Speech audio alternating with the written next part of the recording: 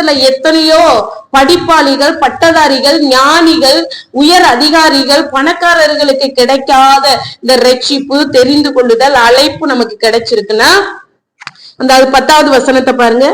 ஏனெனில் நற்கிரியைகளை செய்கிறதற்கு நாம் கிறிஸ்து இயேசுவுக்குள் சிருஷ்டிக்கப்பட்டு தேவனுடைய செய்கையால் இருக்கிறோம்.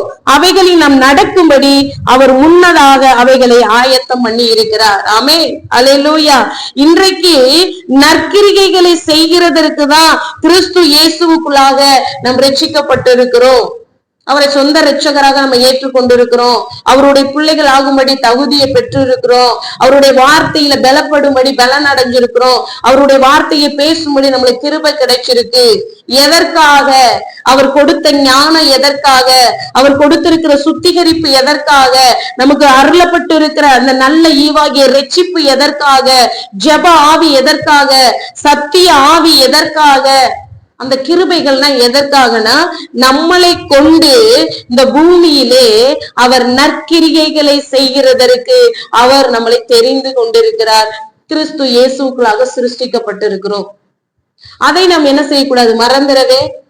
நான் ரட்சிக்கப்பட்ட நோக்கம் என்ன? தேவன் ரட்சித்த நோக்கம், அவருடைய பிள்ளையாய் மாற்றின நோக்கம் என்னன்னா, என் மூலமாய் அவர் இந்த தேசத்துல கிரியை செய்ய விரும்புகிறார். என்னை கொண்டு அவர் ரட்சிக்கப்படாத ஜனங்களுக்கு ரட்சிப்பை கொடுக்க விரும்புகிறார். ஆசீர்வதிக்கப்படாத ஜனங்களை ஆசீர்வதிக்க விரும்புகிற தேவனாய் இருக்கிறார். நம்மளுடைய ரட்சிக்கப்பட்டவங்களுடைய மனநிலை எப்படி இருக்க வேண்டுமே? ஆனால் நான் நற்கிரிகைகளை செய்வதற்காக கிறிஸ்து இயேசுவுக்குள்ளாக சிருஷ்டிக்கப்பட்டிருக்கிறேன். தேவன் அந்த நோக்கத்தோட தான் என் குடும்பத்துல இருந்து என்னை தெரிந்து கொண்டிருக்கிறார். என்னை வைத்து ஒரு கூட்ட ஜனங்களை ரட்சிப்புக்குள்ள நடத்தும்படி பரலோகம் சித்தம் கொண்டிருக்கிறது. பரலோகத்திலே தேவ சித்தம் செய்யப்படுவது போல நம்ம வாழ்கிற இந்த பூமியிலையும் அவருடைய சித்தம் தடையில்லாமல் நடப்பதற்காக தான் உங்களை என்னையும் கிறிஸ்து இயேசுவுக்குள்ளாக சிருஷ்டித்தார். அவருடைய தேவ சாயலாய் நம்மளை மாற்றி இருக்கிறார். இழந்து போன தேவ மகிமையை கொடுத்திருக்கிறார். அவருடைய கிருபையின் ஐஸ்வரியத்தினாலும் மிகுந்த தயவினாலும் அந்த ரட்சிப்பை நமக்கு கொடுத்திருக்கிறார். அல்லேலூயா. அப்ப நாம் வாழ்கிற ரட்சிக்கப்பட்டவங்களுக்கு ஒரு நோக்கத்தோடு வாழ வேண்டும். நான் நற்கிரியை செய்யலாம். பார்க்கிற, பேசுகிற, பழகுகிற ஒவ்வொருத்தருக்கும் நான் என்னால முடிந்த நன்மைகளை, அவங்க ஆத்துமாவுக்கு நன்மை செய்யக்கூடிய அந்த ஒரு பாரமுள்ள மனுஷியாக தேவன் என்னை வைத்திருக்கிறார். அந்த ஆத்துமா துக்கத்தோட இருக்கா, அந்த சமாதானத்துக்கு ஏதுவான வார்த்தைகளை நாம் பேசும்படி அழைக்கப்பட்டு இருக்கிறோம். ஒரு ஆத்மா பலவீனத்தோட வியாதிப்பட்டு இருக்கிறா, அந்த நேரத்துல அந்த ஆத்மாவுக்காக உத்தரவாதம் பண்ணி ஆண்டவர் சமூகத்துல பரிதபித்து ஜெபம் பண்ணி உங்களுக்கு விடுதலையை கொடுக்கும்படி கர்த்தர் நம்மளை ஏற்படுத்தி இருக்கிறார்.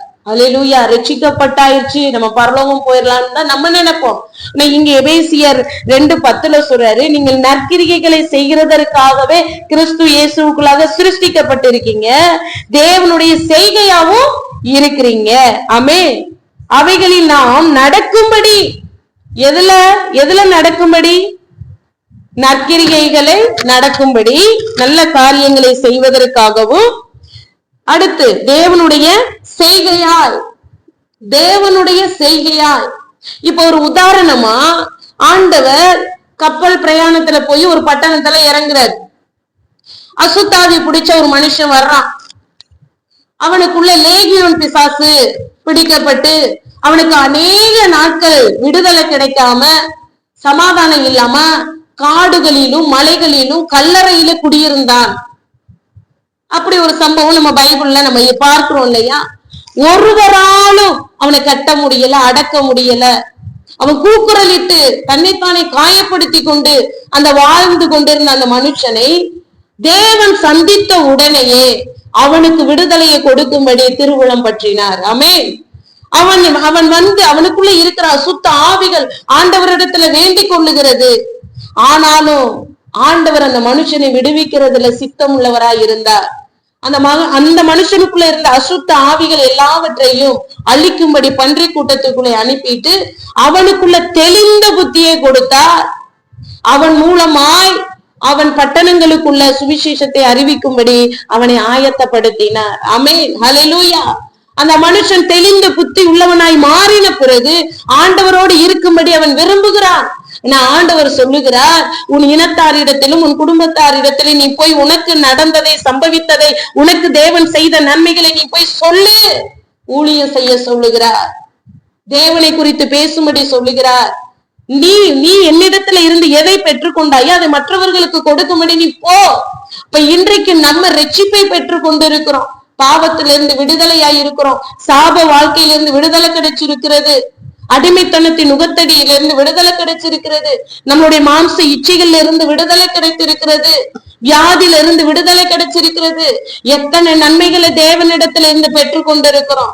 அதை பெற்று கொண்டவர்கள் ஒவ்வொருத்தருமே மற்றவர்களுக்கு சொல்லும்படியாக நற்கிரியைகளை, அவங்க வாழ்க்கையில விடுதலைய, சந்தோஷத்தை, சமாதானத்தை, ரட்சிப்பை கொடுக்கும்படியாக, அவருடைய செய்கையாக பயன்படும்படியாக, இயேசு கிறிஸ்து அந்த அசுத்தாவி பிடித்திருந்த அந்த மனுஷன் வாழ்ந்த பட்டணத்துக்குள்ள, அந்த சுற்றி இருந்த 10 பட்டணத்துக்குள்ள சுவிசேஷம் அறிவிக்கல. அந்த ஒரு மனுஷனுக்கு தான் சுகம் கொடுத்தாரு. ஆனா அந்த ஒரு மனுஷன் மூலமாக அவர் 10 பட்டணங்களுக்கு சுவிசேஷத்தை அறிவிக்க தேவன் சித்தம் உள்ளவராய் இருந்தார். அவன் தேவனுடைய செய்கையாய் அந்த இடத்துல பயன்படும்படி தேவன் விரும்பினார். நீ போய் சொல்லு, நீ சொன்னினா அங்க இருக்கிற ஜனங்க ரட்சிக்கணும். அநேகர் ஏற்றுக்கொண்டாங்க. அப்ப நம்ம மூலமா அநேகருக்கு ரட்சிப்பை கொடுக்க, பாவ மன்னிப்பை கொடுக்க, சமாதானத்தை கொடுக்க, சந்தோஷத்தை கொடுக்க, சுகத்தை கொடுக்க தேவன் விரும்புகிறார். அதை கொடுக்கும்படி நாம் செய்கையாக பயன்பட வேண்டும். அதற்காக தான் தேவன் என்னை அழைத்திருக்கிறார், அதற்காக தான் தேவன் என்னை ரட்சித்திருக்கிறார், அதற்காக தான் எனக்கு இந்த வியாதியில இருந்து சுகம் கொடுத்தார். அவரோடு கூடவே இருந்தா போதும். நான் அவரை எனக்கு சுகம் கொடுத்தாரு, நான் அவரை நம்புறேன், நான் விசுவாசிக்கிறேன், நான் வீட்டுல இருந்து ஜெபம் பண்ணுவேன், சர்ச்சுக்கு போய் ஜெபம் பண்ணுவேன், ஜெபம் பண்ணிக்கிட்டே இருப்பேன், என் குடும்பத்துக்காக ஜெபம் பண்ணிக்கிட்டே இருப்பேன். அப்படி தேவன் விரும்பல. ஏன்? நீ பெற்றுக்கொண்டதை குறித்து மற்றவர்களுக்கு போய் நீ பேசு, நீ மற்றவர்களுக்கு போய் சொல்லு, சுவிசேஷம் சொல்லு, ஆண்டவரை பற்றி சொல்லு, தேவ அன்பை குறிச்சு சொல்லு, தேவ வல்லமையை குறிச்சு சொல்லு, உனக்கு என்ன நடந்தது அதை போய் சொல்லு. சுவிசேஷம் அறிவிக்க வேண்டும், செய்கையாக பயன்பட வேண்டும். அல்லேலூயா. கிருபையின் ஐஸ்வர்யத்தினாலும் இரக்கத்தின் ஐஸ்வர்யத்தினாலும் மிகுந்த தயவினாலும் இந்த விலையேறப்பட்ட ரட்சிப்பை கர்த்தர் நமக்கு கொடுத்திருக்கிறார். கொடுத்துட்டு அவர் நம்மை அவருடைய செய்கையாக பயன்படுத்த விரும்புகிறார்.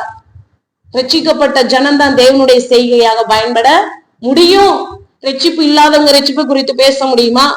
அற்புதத்தை பெறாதவர்கள் அற்புதத்தை குறித்து பேச முடியுமா? ஆனா நமக்கு நடந்திருக்குன்னா நம்ம பேசணும். அதை தேவன் விரும்புகிறார். தேவனுடைய ஊழிய 4 பேருக்கு நான் ஜெபம் பண்ணேன், எனக்கு ஆண்டவர் சுகம் கொடுத்தார். அப்ப ஆட்டோமேட்டிக் அந்த கேட்கிற நபருக்குள்ள ஒரு எண்ணம் வரும், அப்ப நம்மளும் ஜெபிப்போம், நமக்கு ஆண்டவர் சுகம் கொடுப்பாரு. இப்படி 10 பேருக்கு போனுச்சுன்னா அந்த 10 பேருக்கு ஆண்டவருடைய அன்பை குறிச்சு சொல்லிட்டோம் இல்லையா? ஆண்டவரை நோக்கி பார்க்கும்படி அவங்க கண்களை திசை திருப்பி இருக்கும் இல்லையா? அப்படிப்பட்ட காரியங்களை செய்யும்படி முன்னதாகவே தேவன் நம்மளை ஆயத்தம் பண்ணி இருக்கிறார். இன்றைக்கு மட்டும் ஆயத்தம் பண்ணல. ஏன் நம்ம குடும்பத்துல 4 பேர் 5 பேர் இருக்கும்போது நம்மளுக்கு மட்டும் ரட்சிப்பு, நம்மளுக்கு மட்டும் விடுதலை, நமக்கு மட்டும் சமாதானம், நமக்கு மட்டும் சத்தியம் கிடைக்குன்னா அன்றைக்கே அவர் முன்குறிச்சிட்டாரு. உனக்கு இப்படி ஒரு சூழ்நிலை வரும், உன்னை ரட்சிப்பேன், உன்னை தூக்கி எடுப்பேன், உன்னை பரிசுத்தம் பண்ணுவேன், உனக்கு சத்தியத்தை கொடுப்பேன், உன் மூலமா எத்தனை பேர் ரட்சிக்கப்படுவாங்க, நான் உன்னை முன்குறிச்சிருக்கேன். தேவனுடைய அன்றியும் அவருடைய தீர்மானத்தின்படிதான் நம்ம வாழ்க்கையில சகலமும் நன்மைக்கு ஏதுவாக நடக்கிறது. ஆமென். இப்ப நம்ம ஒவ்வொருத்தருமே தேவனிடத்துல இருந்து நன்மைய ரட்சிப்பை பெற்றுக்கொண்டனா அமைதலா இருக்கும்படி, நான் ரட்சிக்கப்பட்டுட்டேன், எனக்கு சோடிச்சிருச்சு, சோத்திரம் சோத்திரம் சொல்லி கொண்டே இருக்கும்படி தேவன் அழைக்கல. நம்ம மூலமா அநேகருக்கு அதை பரப்ப கர்த்தர் சுத்தம் கொண்டிருக்கிறார். அல்லேலூயா. அவர் அந்த பட்டணங்களுக்கு போகல, ஆனா அந்த அசுத்தாவி பிடியிலிருந்து விடுதலை பெற்றவனை போக சொன்னார். இன்றைக்கு நம்மளிடத்திலையும் தேவன் அப்படிப்பட்ட காரியத்தை தான் எதிர்பார்க்கிறார்.